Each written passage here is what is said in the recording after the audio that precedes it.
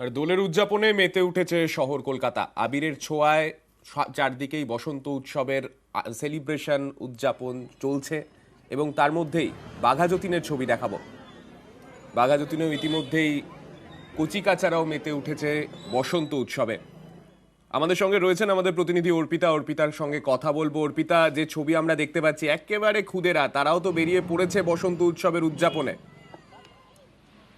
একেবারেই তাই, দেখো আমরা রয়েছি বিবেকানন্দ মিলন সঙ্গে এবং সেখানে তোমাকে ছবিটা দেখাবো। এই বিবেকানন্দ মিলন সঙ্গের তরফ থেকে আজকে এই বসন্ত উৎসব এবং তার জন্য কচিকাঁচা থেকে একেবারে সকলে তারা কিন্তু সেজে উঠেছে। তুমি দেখতে পাচ্ছ একেবারে যে দোলের যে উৎসব, সেই উৎসব অর্থাৎ বসন্ত উৎসবে কচিকাঁচারা একেবারে রেডি হয়ে রয়েছে।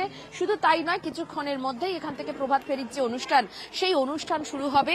তোমাকে সেই ছবি দেখাচ্ছি এবং শেষ মুহূর্তে প্রস্তুতি পর্ব চলছে। আর কিছুক্ষণের মধ্যে এখান থেকে প্রভাত ফেরির যে অনুষ্ঠান, সেই অনুষ্ঠান শুরু হবে এবং বসন্ত উৎসবের জন্য কচিকাঁচা থেকে শুরু করে বাকি যারা রয়েছে তারাও কিন্তু একেবারে সেজে উঠেছেন।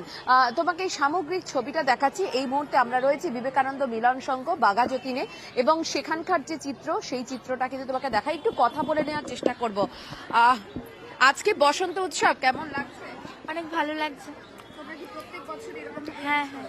আচ্ছা, এবারের বিশেষত্ব কি, স্পেশালিটি কি, কি করবে আজকে?